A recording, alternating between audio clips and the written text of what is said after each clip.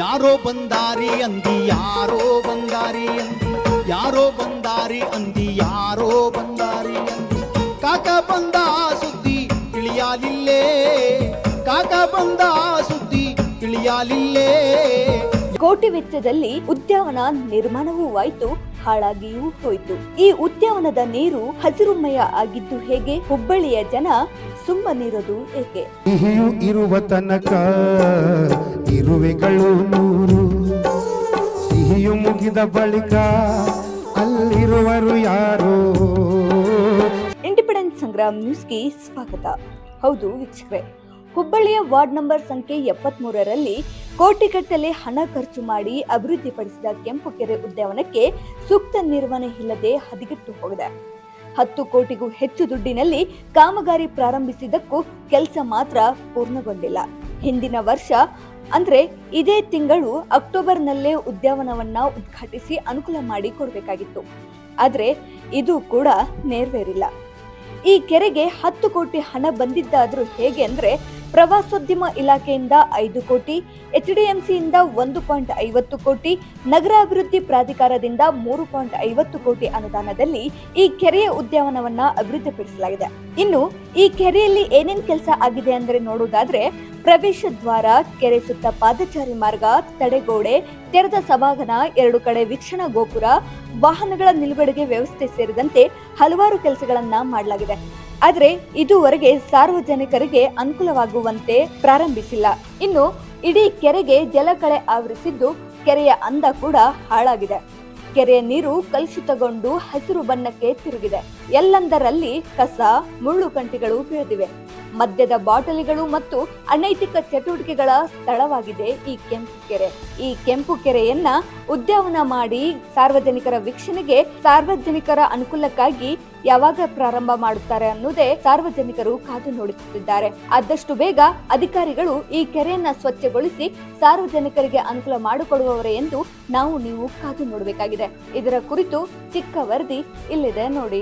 ಆತ್ಮೀಯ ವೀಕ್ಷಕರೇ, ಇಂದು ಹುಬ್ಬಳ್ಳಿ ಧಾರವಾಡದಲ್ಲಿ ಇರ್ತಕ್ಕಂಥ ಕೆರೆಗಳ ನಾವು ಸುತ್ತಾಡಿ ನೋಡಿದಾಗ ಉಣಕಲ್ಲಿ ಕೆರೆ ಸುಧಾರಿಸಿದೆ.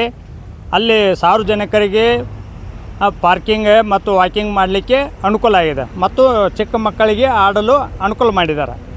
ಆದರೆ ಅದೇ ನಮ್ಮ ಪೂರ್ವ ವಿಧಾನಸಭಾ ಕ್ಷೇತ್ರದಲ್ಲಿ ಬರುವ 73ನೇ ವಾರ್ಡಿನಲ್ಲಿ ಇರುವ ಕೆಂಪು ಕೆರೆಯನ್ನು ನೋಡಿದರೆ ಆ ಪಾರ್ಕ್ ಮಾಡುವ ಉದ್ದೇಶದಿಂದನೇ ಸುಮಾರು 10 ಕೋಟಿಗಿಂತ ಹೆಚ್ಚು ಸರ್ಕಾರದ ಅನುದಾನದಲ್ಲಿ ಹಲವಾರು ಅಭಿವೃದ್ಧಿ ಕಾಮಗಾರಿಗಳನ್ನು ಪ್ರಾರಂಭಿಸಿದ್ದಾರೆ.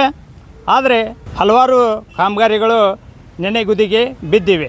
ಇಲ್ಲಿ ಸುತ್ತಾಡಿ ನೋಡಿದಾಗ ಇದು ಇನ್ನೂ ಉದ್ಘಾಟನೆಗೊಂಡಿಲ್ಲ.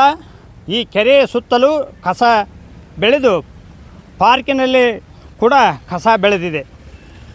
ಎಲ್ಲಿ ಬೇಕಾದಲ್ಲಿ ನೋಡಿದರೂ ಬೀರುಗಳ ಬಾಟ್ಲೆ ಮತ್ತು ಅನೇಕ ಅನೈತಿಕ ಚಟುವಟಿಕೆಗಳ ತಾಣವಾಗಿದೆ. ಈ ಕೆರೆ ಸುತ್ತಲೂ ಎಷ್ಟೊಂದು ಕಸ ಬೆಳೆದಿದೆ ಅಂದರೆ, ಕೆರೆ ತುಂಬ ನೀರು ಕಾಣದಂಗೆ ಕಸ ಬೆಳೆದಿದೆ. ಆದರೆ ಇದಕ್ಕೆ ಮಹಾನಗರ ಪಾಲಿಕೆ ಮತ್ತು ಈ ಕ್ಷೇತ್ರದ ಜನಪ್ರತಿನಿಧಿಗಳು ಹಾಗೂ ನಗರಾಭಿವೃದ್ಧಿ ಪ್ರಾಧಿಕಾರದ ಅಧಿಕಾರಿಗಳು ನಿರ್ಲಕ್ಷ್ಯದಿಂದಾಗಿ ಈ ಉದ್ಯಾನವನ ಇನ್ನೂವರೆಗೆ ಉದ್ಘಾಟನೆಗೊಳ್ಳದೆ ಹಾಳು ಬೀಳುತ್ತಿದೆ. ಇದನ್ನು ಎಚ್ಚೆತ್ತುಕೊಂಡು ಸರ್ಕಾರ ತಕ್ಷಣ ಇದು ಉದ್ಘಾಟನೆ ಮಾಡಿ ಸಾರ್ವಜನಿಕರಿಗೆ ಅನುಕೂಲ ಮಾಡಿಕೊಡಬೇಕು ಎಂದು ಸಾರ್ವಜನಿಕರು ಕೇಳಿಕೊಳ್ಳುತ್ತಿದ್ದಾರೆ. ನೋಡ್ರಿ, ಇಲ್ಲಿ ಈ ಪಾರ್ಕ್ನೊಳಗೆ ಕೆಂಪು ಕೆರೆ ಪಾರ್ಕಿನೊಳಗೆ ಉದ್ಯಾನವನ ಇದು ಹೆಸರಿಗೆ. ನೋಡ್ರಿ, ಇಲ್ಲಿ ಬೀರ್ ಬಾಟ್ಲೆಗಳು ಇಲ್ಲಿ ಬಂದು ಈ ರೀತಿ ಬೀರ್ ಬಾಟ್ಲಿಗಳನ್ನು ಕುಡಿದು ಇಲ್ಲೇ ಇಟ್ಟು ಹೋಗ್ತಾ ಇದ್ದಾರೆ. ಅದಕ್ಕೆ ಸರ್ಕಾರ ಈ ರೀತಿ ಆಗದೆ ಅಂತ ನೋಡಿಕೊಳ್ಬೇಕು. ಮತ್ತು ಈ ಉದ್ಯಾನವನವನ್ನು ನೋಡಲು ಎಲ್ಲರೂ ಸಾರ್ವಜನಿಕರು ಬರುವಂತೆ ವ್ಯವಸ್ಥೆಯನ್ನು ಸರ್ಕಾರ ಮಾಡಬೇಕು. ಸರ್ಕಾರದ ಹಣವನ್ನು, ಸಾರ್ವಜನಿಕರ ತೆರಿಗೆ ಹಣವನ್ನು ಈ ರೀತಿ ವೆಚ್ಚ ಮಾಡೋದ್ರ ಮುಖಾಂತರ ಸಾರ್ವಜನಿಕರಿಗೆ ಅನುಕೂಲ ಆಗದೇ ಇರತಕ್ಕಂಥ ಕಾಮಗಾರಿಗಳನ್ನು ಅಧಿಕಾರಿಗಳು ಕೈಗೊಂಡು ಈ ರೀತಿ ಅನವಶ್ಯಕ ಸುಮಾರು 10 ಕೋಟಿಗಿಂತ ಹೆಚ್ಚು ಅನುದಾನವನ್ನು ವೆಚ್ಚ ಮಾಡಿರುವುದು ಕಂಡು ಬರ್ತದೆ.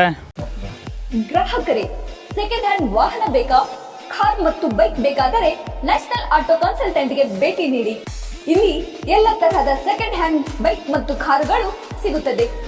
ವಿಶೇಷವೇನೆಂದರೆ ಲೋನ್ ಮೂಲಕ ವಾಹನ ಖರೀದಿ ಮಾಡಬಹುದು. ನೀವು ಭೇಟಿ ನೀಡಬೇಕಾದ ಸ್ಥಳ old DSP circle, BSL office near KC park, Dharwad. Mobile ಸಂಖ್ಯೆ 7348821313 9008447288. ಈ ನಂಬರ್ಗೆ ಹೆಚ್ಚಿನ ಮಾಹಿತಿಗಾಗಿ ಸಂಪರ್ಕಿಸಬಹುದು.